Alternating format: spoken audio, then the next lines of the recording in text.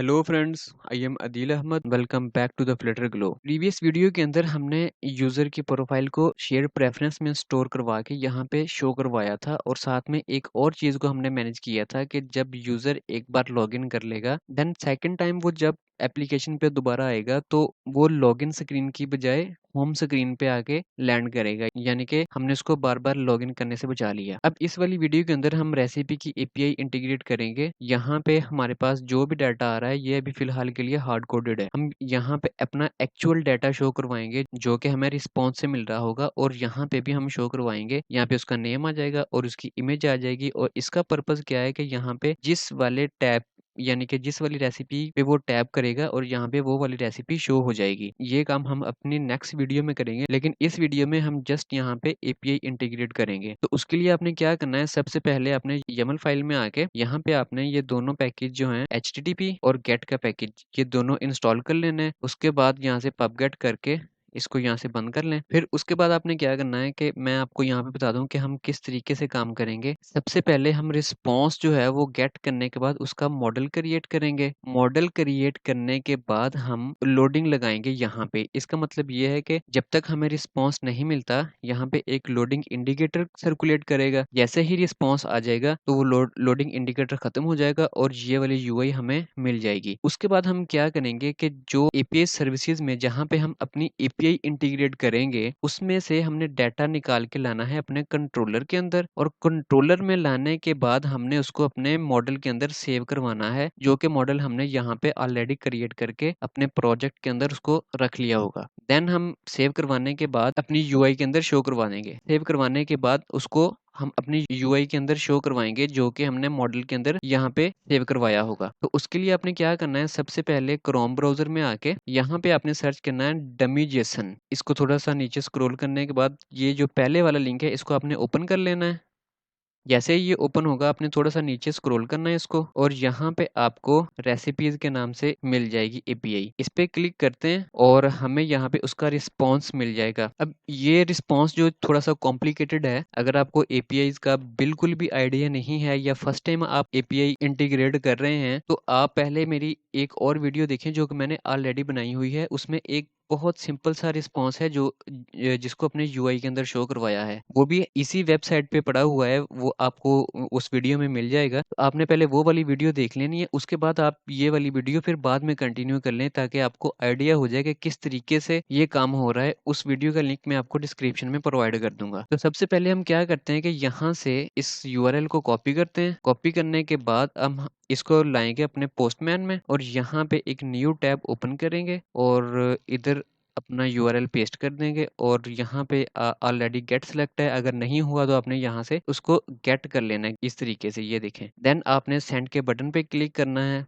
और हम यहाँ पे अपनी एपीआई को टेस्ट करते हैं और हमें सक्सेसफुली रिस्पांस मिल गया है। इट मीन्स के एपीआई जो है वो ठीक तरीके से वर्क कर रही है। अब मुझे कैसे पता चला कि रिस्पांस मेरा ठीक आ रहा है, यहाँ से तो पता चल रहा है कि मुझे तो पता है कि ये रिस्पांस ठीक है। यहाँ पे स्टेटस कोड जो है वो 200 का आ रहा है। अगर स्टेटस कोड हमारा 400 या 500 होता तो इट मीन्स यहाँ पे हमारे पास कोई ना कोई एरर था, लेकिन हमें स्टेटस कोड जो है वो 200 आ रहा है और साथ में ओके लिखा आ रहा है। इट मीन्स के हमारी एपीआई सक्सेसफुली वर्क कर रही है। इसके बाद हम क्या करते हैं, इसको मैं यहाँ से क्लोज कर देता हूँ। सॉरी, क्लोज नहीं करना अभी के लिए, इसका रिस्पॉन्स यहाँ से कॉपी करना है क्योंकि हमने इस रिस्पॉन्स का मॉडल बनाना है। रिस्पॉन्स कॉपी करने के बाद इसको मिनिमाइज कर देता हूँ और फिर से हम अपने क्रोम ब्राउजर में आके यहाँ पे आपने सर्च करना है जेसन टू डॉट। ये सर्च करने के बाद जो पहला लिंक आएगा आपने उस पर क्लिक करना है तो आप पहुंच जाएंगे इस वाले पेज पे। देन आपने यहाँ पे क्या करना है, इस वाली जगह पे अपने रिस्पॉन्स को पेस्ट कर देना है और ये हमारा रिस्पॉन्स जो है उसने हमें बता दिया है कि यहाँ पे जेसन पोस्ट होगा। अगर आपको जेसन के बारे में भी आइडिया नहीं है तो उस पर भी मैंने एक ऑलरेडी वीडियो बना के रखी है जिसमें कंप्लीट मैंने जेसन को एक्सप्लेन किया है बड़े अच्छे से। उसका लिंक भी मैं आपको प्रोवाइड कर दूंगा, आपने वो वाली वीडियो भी लाजमी देख लेनी है ताकि आपको जेसन के बारे में भी आइडिया हो जाए। यहाँ पे पेस्ट करने के बाद आपने इस जगह पे आके अपनी मॉडल की जो क्लास है उसका नाम लिख लेना है। मैं इसका नाम रखता हूँ रेसिपीज मॉडल। देन आपने जनरेट डॉट पे क्लिक करना है और आपको फौरन से उसका मॉडल मिल जाएगा। इसको मैं यहाँ से कॉपी कर लेता हूँ और उसके बाद हम अपने प्रोजेक्ट में आके यहाँ पे आपने एक डॉट फाइल क्रिएट करनी है। अगर आप इस वीडियो से मुझे ज्वाइन कर रहे हैं तो मैं आपको बता दूं कि पिछली वीडियो के अंदर हमने यहाँ पे प्रोफाइल का मॉडल बनाया था जो कि हमने यहाँ पे शो करवाई थी। तो इसलिए मेरे पास ये ऑलरेडी बना हुआ है। अगर नहीं है तो आपने इसको न्यू क्रिएट कर लेना है। इसी तरीके से कंट्रोलर भी मैंने पिछली वीडियो के अंदर ऑलरेडी बना के रखा हुआ है। ये दोनों चीजें अगर आपके पास नहीं है तो आपने इनकी डायरेक्टरी क्रिएट कर लेनी है। उसके बाद आपने क्या करना है, मॉडल की डायरेक्टरी में आपने एक न्यू डॉट फाइल क्रिएट करनी है और इसका आप अपनी मर्जी से जो भी नाम रख दें। मैं इसका नाम रख देता हूँ रेसिपीज, रेसिपीज मॉडल। और यहाँ पे आपने अपने मॉडल को पेस्ट कर देना है जो कि हमने जेसन 2 डॉट से कॉपी किया था। हमारा मॉडल हमें मिल गया। अब हमें यहाँ पे मॉडल जो है वो मिल चुका है। अब ये वाला मॉडल जो है ये इस वेबसाइट ने हमें हेल्प किया ये मॉडल क्रिएट करने में। अगर ये मॉडल हम खुद क्रिएट करते तो हमें हमारा बहुत सा टाइम वेस्ट होता। तो इसलिए हमने यहाँ से इसको क्रिएट कर लिया। उसके बाद हमने क्या करना है, हमारा ये वाला स्टेप यहाँ पे कंप्लीट हो चुका है। देन हमने अब सॉरी एक स्टेप मैं यहाँ पे लिखना भूल गया। हमने क्या करना है, अब यहाँ पे एपीआई इंटीग्रेट करनी है अपनी एपीआई सर्विसेज की क्लास में। ये लॉगिन को मैं क्लोज कर देता हूँ और इसके बाद यहाँ पे नीचे आके आपने एक फंक्शन क्रिएट करना है फ्यूचर फ्यूचर, और इसकी रिटर्न टाइप में अभी के लिए वॉइड कर देता हूँ। फिर बाद में ये चेंज कर लेंगे हम। और मैं यहाँ पे लिखता हूँ रेसिपी रिस्पॉन्स,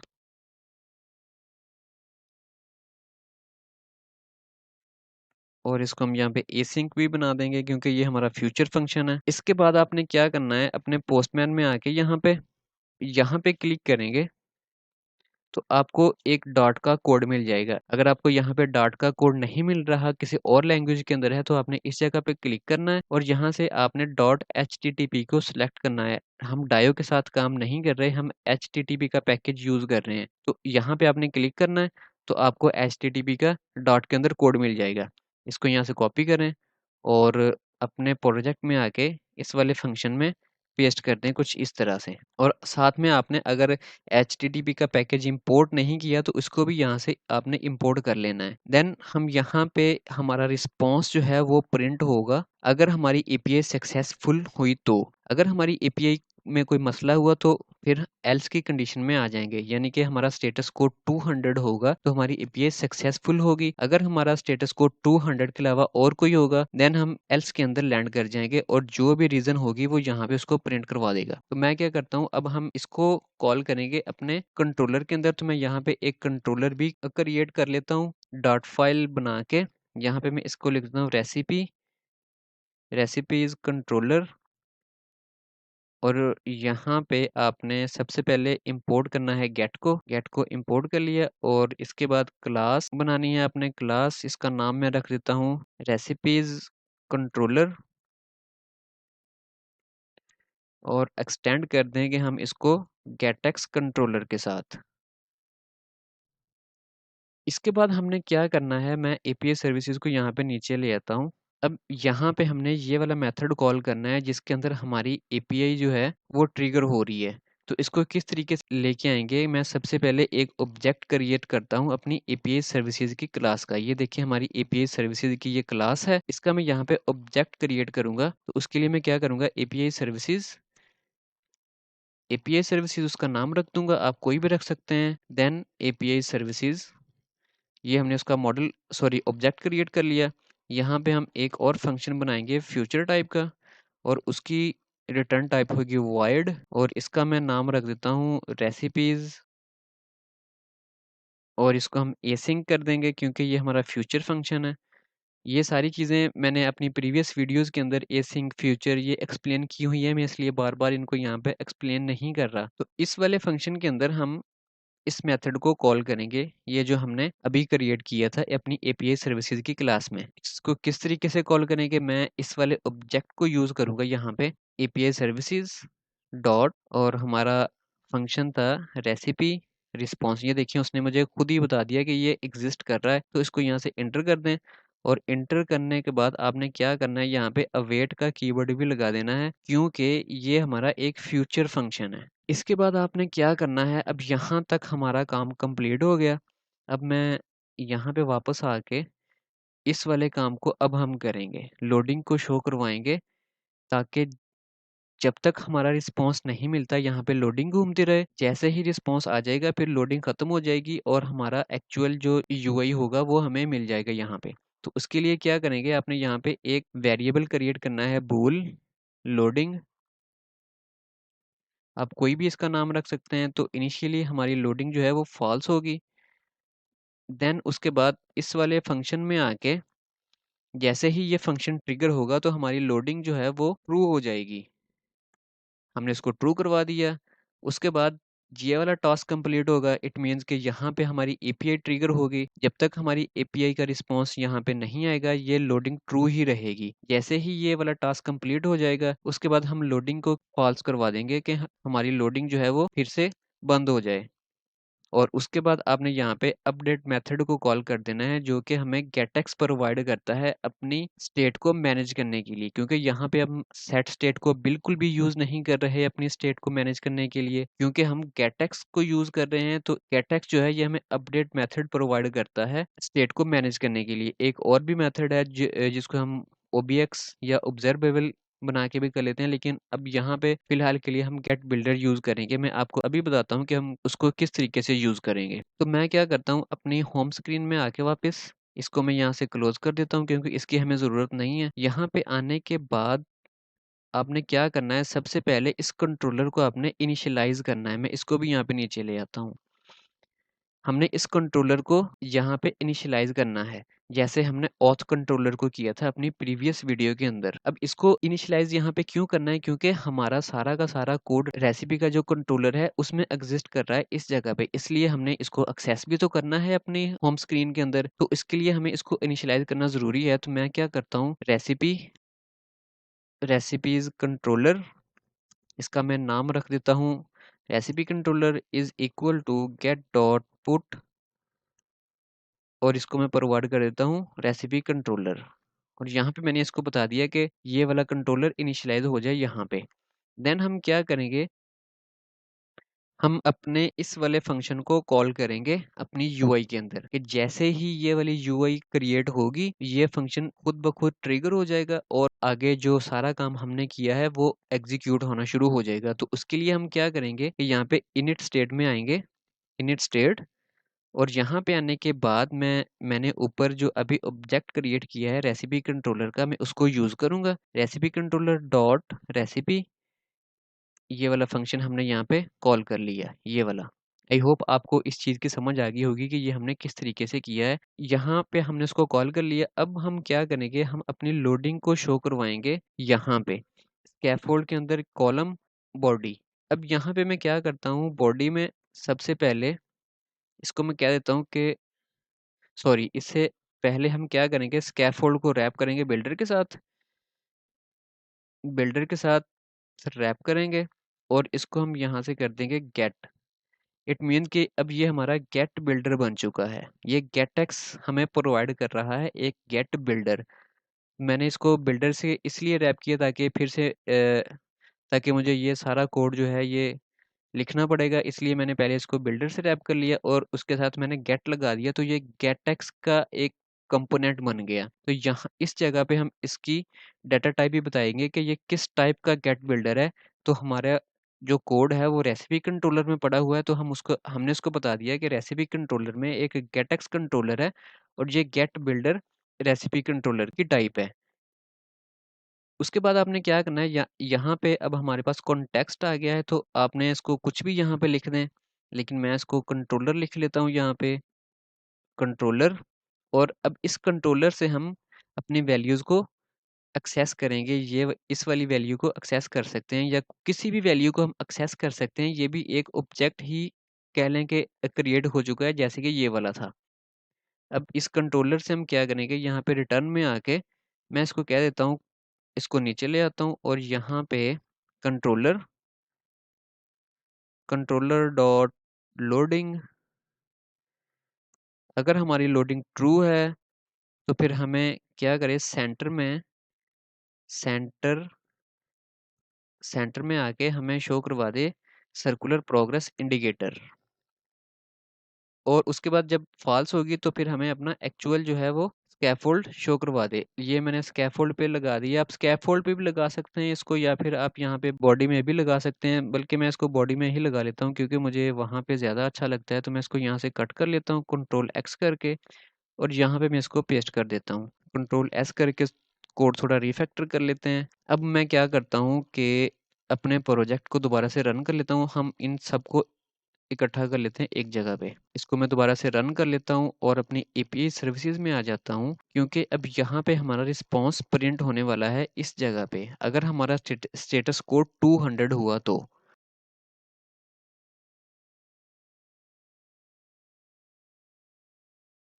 ये देखिए हमारा लोडिंग यहाँ पे चल रही है, हमारी लोडिंग। अब हमारा रिस्पॉन्स, जैसे ही रिस्पॉन्स आया हमें अपना यूआई फिर से मिल गया। अब यहाँ पे हमारा रिस्पॉन्स जो है वो सक्सेसफुली प्रिंट हो चुका है इस जगह पे। अब हम क्या करेंगे, यहाँ पे हमारा रिस्पॉन्स सक्सेसफुली यहाँ पे प्रिंट हो रहा है और वो इस जगह पे प्रिंट हो रहा है। तो मैं क्या करता हूँ कि यहाँ पे इस वाली प्रिंट स्टेटमेंट को ख़त्म कर देता हूँ और इसको मैं उठा के 200 की बजाय मैं बाहर ले आता हूँ 200 से। और यहाँ पे इसको मैं एक वेरिएबल में स्टोर करवा लूँगा कि यहाँ से जो भी कोई रिस्पॉन्स आएगा वो आगे एक वेरिएबल में स्टोर हो जाए। तो मैं एक स्ट्रिंग का वेरिएबल बनाता हूँ, स्ट्रिंग, इसको नलेबल कर देता हूँ और मैं इसको कह देता हूँ response. Response is equal to, ये हो गया हमारा RESPONRES। ओ, फिर से एरर। ओके, ये पहले भी एक रिस्पॉन्स का वेरिएबल पड़ा हुआ है, तो ये कह रहा है कि आप इसको दोबारा से डिक्लेयर नहीं कर सकते। तो मैं इसको RES कर देता हूँ यहाँ पे। अब मुझे यहाँ से जो भी रिस्पॉन्स मिलेगा जो कि हमारा इस जगह पे प्रिंट हो रहा था, उसको मैंने सेव करवा लिया एक वेरिएबल के अंदर।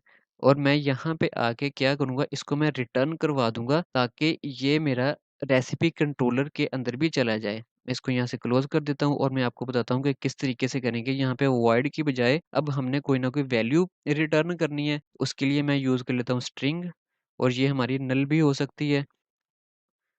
नल किस सेंस में होगी, यानी कि किस जगह पे होगी, अगर हमारे पास स्टेटस कोड जो है वो 200 आ जाएगा तो हम इसको यहाँ से रिटर्न करवा देंगे RES को। तो मैं इसको कह देता हूँ जी रिटर्न, रिटर्न कर दे मेरे RES को, रिस्पॉन्स को, यानी कि जो भी यहाँ पे आया है उसको रिटर्न कर दे। अगर मेरा स्टेटस कोड 200 नहीं होता, 400 हो जाए, 500 हो जाए, तो फिर मैं क्या करूँगा, इसको यहाँ से रिटर्न करवा दूंगा नल। इसको नीचे रिटर्न करवाऊंगा प्रिंट स्टेटमेंट के, रिटर्न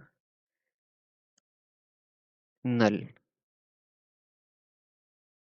अब एपीआई सर्विसेज का काम जो है यहाँ पे हमारा ऑलमोस्ट कंप्लीट हो चुका है। यहाँ पे मैंने जस्ट क्या किया है कि हमारा जो रिस्पॉन्स आ रहा था यहाँ पे आके प्रिंट हो रहा था, मैंने उस रिस्पॉन्स को एक वेरिएबल में स्टोर करवा लिया और उसके बाद मैंने इस कंडीशन में आके इसको बता दिया कि मेरा स्टेटस कोड अगर 200 है तो फिर ये रिटर्न करे, अदरवाइज मुझे कुछ भी रिटर्न ना करे। तो इसको रिटर्न करके हम कहाँ पे लेके जाएंगे, हम लेके जाएंगे अपने रेसिपी कंट्रोलर के अंदर इस जगह पे। अब देखें यहाँ पे मैंने स्ट्रिंग को रिटर्न करवाया है, तो इट मीन्स कि यहाँ पे कोई ना कोई वैल्यू अब आ रही है कि रिटर्न हो गई, यहाँ से इस जगह पे कोई ना कोई वैल्यू आ रही है। अब अगर इस जगह पे मुझे कोई ना कोई वैल्यू मिल रही है तो मैं उसको भी किसी वेरिएबल में स्टोर करवा सकता हूँ। तो मैं यहाँ पे आके एक स्ट्रिंग टाइप का एक वेरिएबल ले लेता हूँ और इसको मैं नलेबल कर देता हूँ, क्योंकि यहाँ पे ये देखिए नीचे हमने इसको नल भी तो रिटर्न करवाया है। मे बी कोई ऐसी सिचुएशन हो कि हमारे पास स्टेटस कोड 200 ना आए और वो इस वाली कंडीशन में चला जाए, तो हमें क्या रिटर्न होगा, नल। तो यहाँ पे मैंने इसको नलेबल कर दिया कि मे बी यहाँ पे नल भी डाटा आ सकता है। तो मैं इसका नाम दे देता हूँ response. Response is equal to, जो भी रिस्पॉन्स आया चाहे वो नल होगा या जो भी होगा वो आगे इस वाले वेरिएबल के अंदर स्टोर हो जाएगा। इसको मैं फिर से उठा के ऊपर ले जाता हूँ क्योंकि इसका काम अब खत्म हो चुका है। वापस से अपने रेसिपी कंट्रोलर में आते हैं और यहाँ पे आने के बाद अब हमने क्या करना है, अब हमने अपने रिस्पॉन्स को स्टोर करवाना है अपने मॉडल के अंदर। अब ये किस तरीके से करेंगे, अब यहाँ पे हमारा जो रिस्पॉन्स है वो स्ट्रिंग की फॉर्म में आ रहा है, लेकिन हमारा जो मॉडल है, मैं यहाँ पे अगर आपको खोल के दिखाऊँ रेसिपी कंट्रोलर, ये रहा हमारा रेसिपी मॉडल और इसके अंदर ये देखें ये एक मैप एक्सेप्ट कर रहा है फ्रॉम जेसन। अब ये हर चीज़ मैंने प्रीवियस वीडियो के अंदर एक्सप्लेन की हुई है, जिसमें मैंने एक छोटा-सा रिस्पॉन्स था उसको मैंने हैंडल किया था और ये सारी चीज़ें मैंने वहाँ पे एक्सप्लेन की थी। तो इसलिए मैं अब यहाँ पे आपको मज़ीद एक्सप्लेन नहीं करूँगा वरना वीडियो बहुत लंबी हो जाएगी। तो अब यहाँ पे देखें कि ये एक मैप एक्सेप्ट कर रहा है। तो हमने क्या करना है कि इस स्ट्रिंग को कहाँ पे गया हमारा कंट्रोलर, यही है। यहाँ पे स्ट्रिंग आ रही है तो इस स्ट्रिंग को हमने डिकोड करके मैप में कन्वर्ट करना है। तो इसके लिए मैं क्या करता हूँ, यहाँ पे नीचे आके एक वेरिएबल क्रिएट करता हूँ फाइनल डाटा, उसका नाम रख देता हूँ, आप कोई भी नाम रख लें। Final data is equal to, मैं इसको क्या देता हूँ, जेसन डी कोड, और इसको मैं सोर्स क्या प्रोवाइड कर दूंगा, जो हमारा रिस्पॉन्स हमें एपीआई सर्विसेज से मिला है। और यहाँ पे मैं एक कंडीशन भी ऐड करूंगा कि if response is not equal to null, अगर मेरा रिस्पॉन्स नल नहीं है तो वो क्या करे कि उसको फिर डिकोड करने के बाद इस वेरिएबल में स्टोर करवाए। बल्कि मैं इसको यहाँ पे बॉडी में कन्वर्ट कर देता हूँ ताकि आपको कोई किसी किस्म की कोई कंफ्यूजन ना हो। इसको मैं शिफ्ट दबा के ब्रैकेट दबाऊंगा तो ये बॉडी में कन्वर्ट हो जाएगा। मैंने यहाँ पे कंडीशन लगाई कि अगर मेरा रिस्पॉन्स नल नहीं है देन वो क्या करे, उसको डिकोड करे, और डिकोड करने के बाद अब यहाँ पे ऊपर हमने अपने मॉडल का एक ऑब्जेक्ट भी तो क्रिएट करना है। अब मॉडल बेसिकली क्या है, मॉडल एक क्लास ही तो है। अब इस क्लास को एक्सेस करने के लिए हमने इसका ऑब्जेक्ट क्रिएट करना है। तो मैं यहाँ पे इसका ऑब्जेक्ट भी क्रिएट कर लेता हूँ, model model sorry recipe recipe model, और मैं इसका नाम रख देता हूँ रेसिपी मॉडल।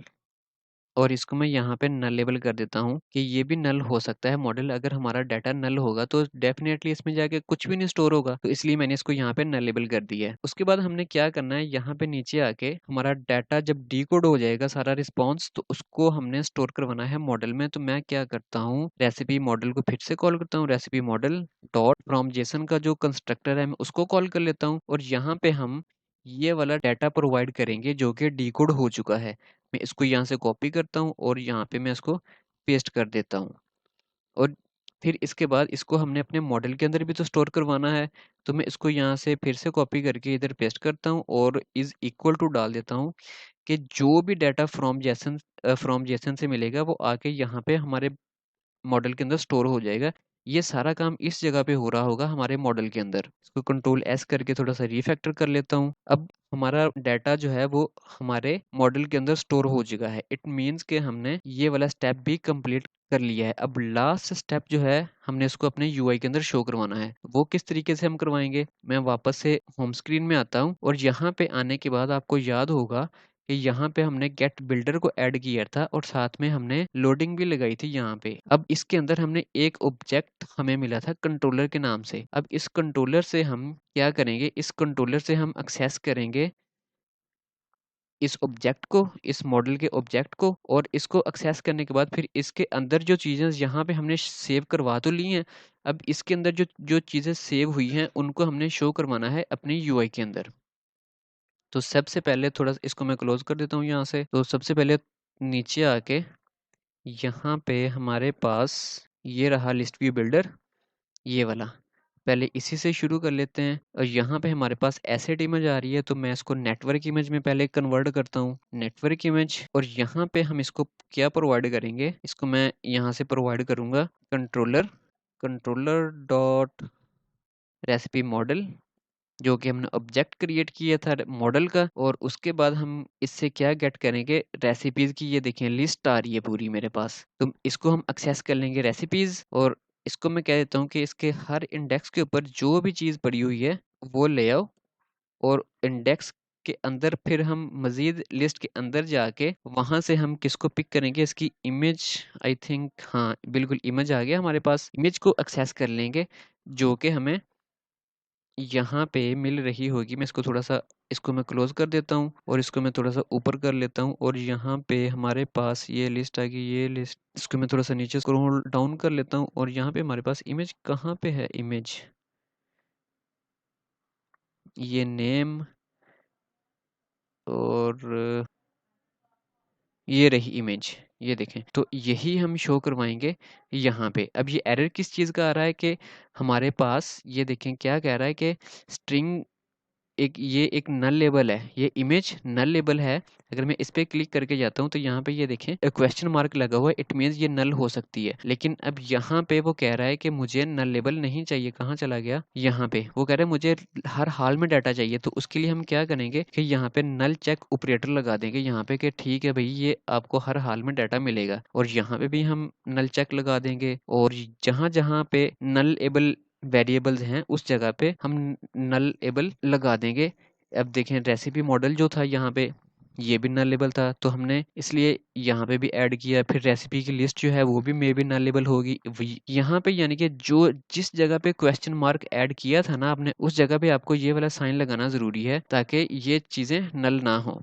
अब यहाँ पे नेम के सामने हम नेम को मैं ख़त्म कर देता हूँ, और इस जगह पे मैं क्या करता हूँ, मैं इसी को कॉपी कर लेता हूँ यहाँ से, कंट्रोल सी किया, और यहाँ पे मैं इसको कंट्रोल वी करने के बाद यहाँ पे आके मैं इसका नेम शो करवा दूंगा।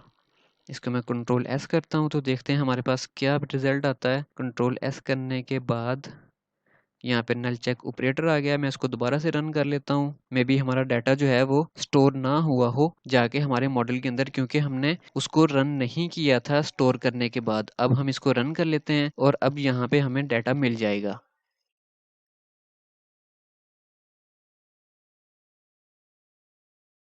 ये फिर से कोई एरर आ गया हमारे पास। किस चीज़ का एरर है? इंट इज़ नॉट सब टाइप ऑफ डबल। ये किस जगह पे है? मैं इस जगह पे क्लिक करता हूँ तो ये रेटिंग पे ले आया, और रेटिंग पे आने के बाद यहाँ पे ये डबल है। तो इंटीजर टाइप की भी कोई ना कोई वैल्यू आ रही है, तो मैं इसको यहाँ से वैर डायनामिक ही कर देता हूँ। इसको मैं कह देता हूँ वैर, यानी कि जो भी आए वो आगे यहाँ पे सेव हो जाए। मैं इसको फिर से रन कर लेता हूँ।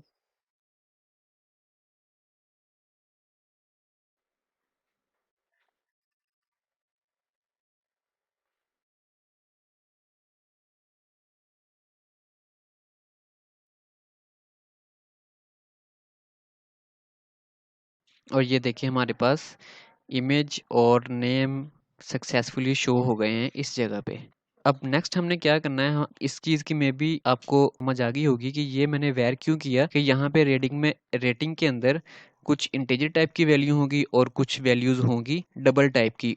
तो जब इंटीजर आ रहा था तो ये वो डबल एक्सेप्ट नहीं कर रहा था, लेकिन जब डबल टाइप की वैल्यू आ रही थी तो वो इंटीजर एक्सेप्ट नहीं कर रही थी। तो यहाँ पे डबल था तो मैंने इसको वैर कर दिया कि चाहे डबल की आए या इंटीजर टाइप की आए, कोई भी वैल्यू आए उसको एक्सेप्ट कर ले यहाँ पे। इसको मैंने यहाँ पे डायनामिक कर दिया, और मैं अपने मॉडल को यहाँ से क्लोज कर देता हूँ। और अब हम आते हैं अपने नेक्स्ट स्टेप की तरफ। यहाँ पे आने के बाद मैं फिर से इस एसेट इमेज को नेटवर्क इमेज में कन्वर्ट करता हूँ, नेटवर्क इमेज। और यहाँ पे जो मैंने ऊपर से इमेज कॉपी की थी मैं उसी को इधर पेस्ट कर देता हूँ। कंट्रोल विंडो वी दबा के इसको मैं क्लिक करता हूँ। क्लिक करने के बाद ये क्या एरर दे रहा है मुझे? अच्छा, यहाँ पे कहीं पे कांस्टेंट का यहाँ पे यूज़ हुआ है कांस्टेंट, इसको मैं हटा देता हूँ। कंट्रोल एस करता हूँ तो यहाँ पे भी अब हमारी सारी इमेजेस शो हो चुकी हैं। ओके जी, अब नेक्स्ट हम यहाँ पे क्या शो करवाएंगे, इसका नेम और इसकी डिफ़िकल्टी। अब नेम के आगे मैं क्या करता हूँ, यहाँ पे इसको मैं डॉलर साइन लगा के फिर से मैं वही कोड पेस्ट कर देता हूँ। सॉरी, इस तरीके से नहीं, साथ में मैंने ब्रैकेट्स भी ऐड करनी थी।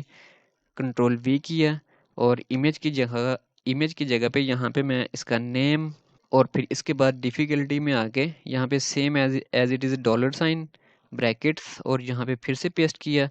और इधर आके मैं इसको डिफ़िकल्टी को हम शो करवा देंगे, डिफ़िकल्टी, और कंट्रोल एस करेंगे तो यहाँ पे अब हमारी बाकी चीज़ें भी शो हो जाएंगी। ये देखें,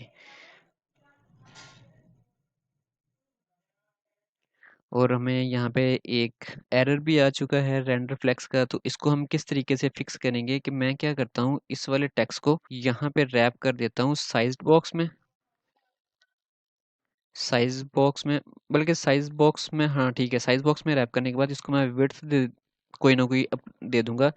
फॉर एग्जांपल मैं इसको दे देता हूँ अभी के लिए 150, और 150 देने के बाद हमें कोई रिस्पॉन्स नहीं मिला, तो इसको मैं क्या कर देता हूँ कि यहाँ पे एक प्रॉपर्टी होती है ओवरफ्लो की, तो इसको हम यूज़ कर लेते हैं सजेशन क्यों नहीं दे रहा? टेक्स्ट ओवरफ्लो डॉट इलिप्स करने के बाद भी ये एरर नहीं गया, तो कैसे जाएगा ये? सॉरी, यहाँ पे डिफ़िकल्टी, सॉरी सॉरी सॉरी, ये इस जगह पे है ही नहीं एरर, ये एरर नेम की वजह से आ रहा है। तो मैं इसको यहाँ से रिमूव कर देता हूँ। ये रिमूव भी नहीं हो रहा साइज़ बॉक्स। चलें कोई बात नहीं, मैं इसको ऐसे रहने देता हूँ। यहाँ पे आके मैं एक साइज़ बॉक्स अप्लाई करता हूँ इस पे। इसको मैं रैप करता हूँ साइज़ बॉक्स के साथ, साइज़्ड बॉक्स, और इसको मैं विड्थ दे देता हूँ 150 की। ये क्या आ गया यार? साइज़्ड बॉक्स सजेशन भी नहीं दे रहा, विड्थ 150, और यहाँ पे आके ओवरफ्लो कर देते हैं इसको, overflow, text overflow, text overflow dot ellipsis, और इसके बाद यहाँ पे कॉमा ऐड करके कंट्रोल एस करते हैं। तो ये देखें, ये बहुत छोटा है साइज बॉक्स, तो मैं इसको 150 की बजाय मैं इसको पहले 250 करके चेक कर लेता हूँ। अगर 250 भी कम है तो मैं इसको 300 कर देता हूँ।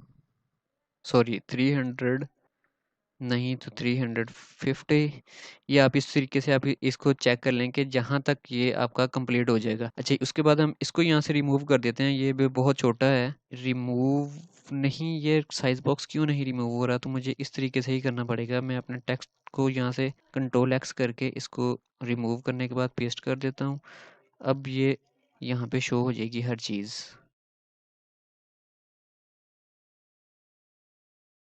ओके जी, अब हमारे पास सारा का सारा डाटा आ चुका है इजीली। मे बी इजीली नहीं, इजीली तो नहीं, शायद थोड़ा डिफिकल्ट लगे आपको, लेकिन खैर मेरे लिए तो इजी था। तो आई होप आपने इस लेक्चर को एंजॉय किया होगा। अगर आपको ये लेक्चर अच्छा लगा है तो आप इस वीडियो को लाइक करें, और अगर आपका कोई क्वेश्चन है तो मुझे कमेंट सेक्शन में ज़रूर पूछें। तो आज की वीडियो के लिए इतना ही था। अपना बहुत सा ख्याल रखिएगा। God bless you.